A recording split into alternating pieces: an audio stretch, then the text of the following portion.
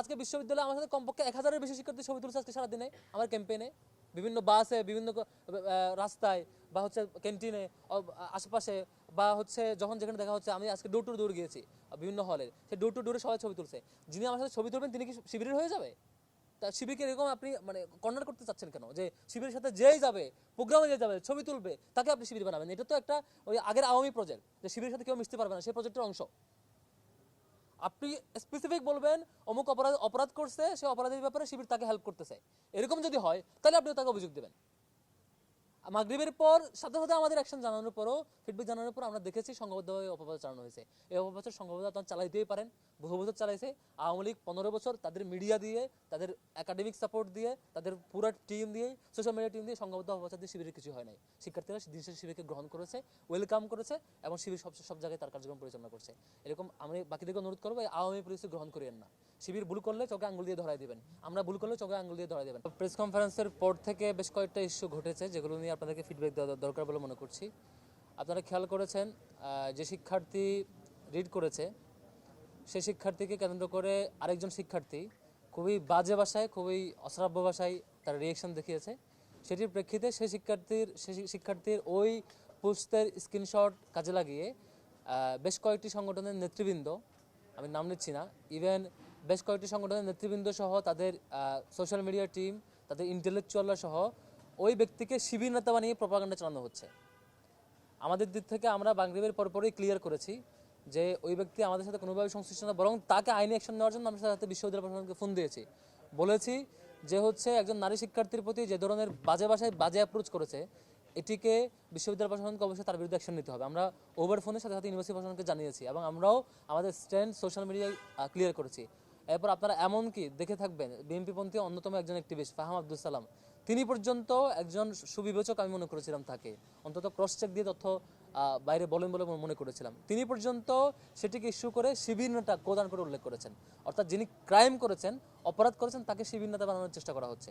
অথচ আমরা এই ঘটনা আমাদের দৃষ্টিগোচর হওয়ার পরেই ইউনিভার্সিটি প্রশাসনকে আমরা ফোন দিয়ে বলেছি তার বিরুদ্ধে দ্রুত ব্যবস্থা নেন। তো এরকম অব্যাহতভাবে নারীর বিরুদ্ধে স্ল্যাট শেমিং এবং নারী শিক্ষার্থীদের বিরুদ্ধে বাজে ভাষায় যেই কালচার গড়ে উঠেছে, বাজে কালচার, সেটির বিরুদ্ধে আমাদের যুদ্ধ, আমাদের লড়াই, এই লড়াইটা সমন্বিতভাবে হওয়া দরকার ছিল। আমরা সেই লড়াইয়ে আমরা বারবার আহ্বান করেছি নারী শিক্ষার্থীদের অধিকার, নারী শিক্ষার্থীদের নিরাপত্তা নিশ্চিতে আমাদের সামগ্রিক কাজ থাকবে। তো ঠিক একইভাবে আমাদের ছাত্র শিবিরের জায়গা থেকে আমরা আগেও বলেছিলাম যে আমাদের আলাদা একটা লিগ্যাল টিম আছে, লিগ্যাল আইনি লড়াইগুলো দেখভাল করেন। কোনো ঢাকা বিশ্ববিদ্যালয়ের কোনো শিক্ষার্থী কোনো ধরনের এরকম বা পরিস্থিতির সম্মুখীন হলে তাকে আইনি সহযোগিতা দেওয়ার জন্য আমাদের সেই টিমটা আগে থেকে প্রস্তুত ছিল, এবং সেই টিমে আমরা ইতিপূর্বে নানা উদ্যোগও নিয়েছি। তো এরকম নানা ব্যবস্থাপনা থাকা সত্ত্বেও আজকের এই স্পেসিফিক ঘটনা মাগরিবের পর থেকে সংঘবদ্ধ সিন্ডিকেটেড প্রচারণার মধ্য দিয়ে আমাদের বিরুদ্ধে প্রচারণা চালানো হয়েছে, এবং সেটির অবস্থান ক্লিয়ার করার জন্য এটা আমাদের অভিযোগপত্র প্রক্টর স্যার বরাবর আমরা একটা আবেদন দিচ্ছি, একটু পরেই দিব, প্রেস কনফারেন্সের পরে স্যারের সাথে কথা হয়েছে, আমরা দিব। সেটি হচ্ছে তার মধ্যে 3টি ব্যাপার। 1 নম্বর ব্যাপার হচ্ছে আজকে যে শিক্ষার্থী আমার ব্যাপারে যিনি রিড করেছেন, সেই শিক্ষার্থীকে আরেকজন শিক্ষার্থী যিনি বাজে ভাষায় প্রতিক্রিয়া জানিয়েছেন, তার বিরুদ্ধে যাতে দ্রুত সময়ের মধ্যে ব্যবস্থা নেয়। যেহেতু নারী শিক্ষার্থীদের প্রতি, কোনো নারী জাতির কোনো সদস্যের প্রতি, নারী শিক্ষার্থীদের প্রতি কেউ অনৈতিক অ্যাপ্রোচে, বাজে অ্যাপ্রোচে কোনো কথা বললে, কিংবা সে অ্যাপ্রোচে কার্যক্রম পরিচালনা করে, সেটির বিরুদ্ধে আমাদের অ্যাকশন থাকবে। সেই জায়গা থেকে তাকে আইনের আওতায় নিয়ে এসে ব্যবস্থা নেওয়ার জন্য আমাদের এই অভিযোগপত্র। আরেকটি হচ্ছে আমাদের চারুকলা অনুষদে আমাদের প্রচারণা মেটেরিয়ালসকে ভাঙার পরে আমাদের নারী শিক্ষার্থীদেরকে যেভাবে বাজে অ্যাপ্রোচে করা হয়েছে, সেটিও এই অভিযোগের আওতায় এনেছি। একই সাথে গত কয়েকদিন ধরে আমাদের আরেকজন নারী শিক্ষার্থী, আমাদের প্যানেলের অন্যতম সম্পাদক পদপ্রার্থী ফাতিমা তাসনিম জুমা, তাকে এখন পর্যন্ত প্রতিদিন খুবই বাজে ভাষায়, খুবই খারাপ ভাষায়, অশ্রাব্য ভাষায় তাকে স্ল্যাট শেমিং করা হচ্ছে, এবং তাকে থ্রেট দেওয়া হচ্ছে, তাকে ইনবক্সে থ্রেট দেওয়া হচ্ছে। কালকেও শতাধিক আইডি দেখে তার ফেসকে অন্য ভিডিও এবং অডিওতে, ছবিতে লাগিয়ে, অন্য ছবি এবং ভিডিওতে লাগিয়ে অ্যাড করে তার বিরুদ্ধে অশ্লীল কন্টেন্ট প্রচার করা হচ্ছে, এবং তাকে এক প্রকার রীতিমতো বাজে হুমকি দেওয়া হচ্ছে। এই নানান সামগ্রিক বিষয় নিয়ে তিনিও বিশ্ববিদ্যালয় প্রশাসনকে সহযোগিতা চেয়েছেন, সহযোগিতা পান নাই, এবং বিশ্ববিদ্যালয়ের অনেক শিক্ষার্থী তার বিরুদ্ধে এই ধরনের বাজে ল্যাঙ্গুয়েজে আলাপ করার পরে, তাকে হুমকি দেওয়ার পরে, থ্রেট দেওয়ার পরে তিনি সংশ্লিষ্ট সংগঠনের অথরিটিকে ইনফর্ম করেছেন, তারা কোনো ব্যবস্থা নেন নাই। এই সামগ্রিক বিষয়ে আজকে আমাদের হচ্ছে অবস্থান।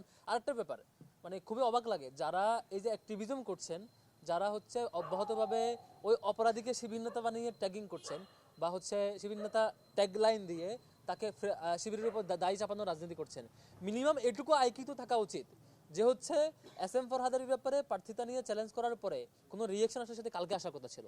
রিট তো কালকেই হয়েছে। ছাত্র শিবিরের যা কিছু ফিডব্যাক কালকে আমার ব্যাপারে যখন রিট হয়েছে তখনই ফিডব্যাক আসছে, আমি বরং ওয়েলকাম করেছি, শুভেচ্ছা জানিয়েছি, তখনই ফিডব্যাক আসার কথা ছিল। আজকে ওই শিক্ষার্থীর যে ফিডব্যাক, বাজে ফিডব্যাক, সেটি কখন আসছে? ডাকসু বন্ধ হওয়ার এই সংক্রান্ত ঘোষণা কেন্দ্রিক, স্থগিত কেন্দ্রিক ঘোষণা কেন্দ্রিক ফিডব্যাক। তার মানে সাথে শিবির হওয়ার তো কথা না। যদি শিবিরের কেউ হয়তো ওই অ্যাক্টিভিস্টদের মিনিমাম এইটুকু আইকিউ থাকা উচিত ছিল। আমি ভাবছিলাম অন্তত এইটুকু আইকিউ আছে যে ছাত্র শিবিরে কোনো জনশক্তি হলে সেই ফিডব্যাকটা সে কালকেই দিত। এটুকু মিনিমাম সেন্স যদি অ্যাক্টিভিস্টদের না থাকে, আমাদের অন্যান্য প্রতিযোগীদের না থাকে, এটা খুবই দুঃখজনক। আমরা তীব্র ক্ষোভ এবং নিন্দা জানাচ্ছি যারা হচ্ছে আমাদের ব্যাপারে এই ধরনের বাজে ফ্রেমিং করছেন। আমাদের অবস্থান জানার পরও আজকে আমরা এখন সেই নারী শিক্ষার্থী যিনি রিড করেছেন তাকে উদ্দেশ্য করে, যিনি স্লাইড শেমিং বাজে ল্যাঙ্গুয়েজে হুমকি দিয়েছেন, সেই জহু হলের 21-22 শিক্ষার্থীর 20-21 সেশনের শিক্ষার্থী আলী হোসেন, তাকে আইনের আওতায় নিয়ে এসে যথাযথ ব্যবস্থা নেওয়ার জন্য আমরা অভিযোগ দায়ের করব। এবং একই সাথে বাকি যে দুইটা কেস বলেছি সব কেস আমরা আমাদের স্ট্যান্ডে ক্লিয়ার করছি। নারী শিক্ষার্থীদের নিরাপত্তার জন্য আমাদের লিগ্যাল টিম অলওয়েজ প্রস্তুত থাকবে। যে কোনো বিশ্ববিদ্যালয়ে যে কোনো নারী শিক্ষার্থী যে কোনো বিষয়ে আইনি সহায়তা চাইলে আমাদের সেই আইনি টিম সহযোগিতা করবে।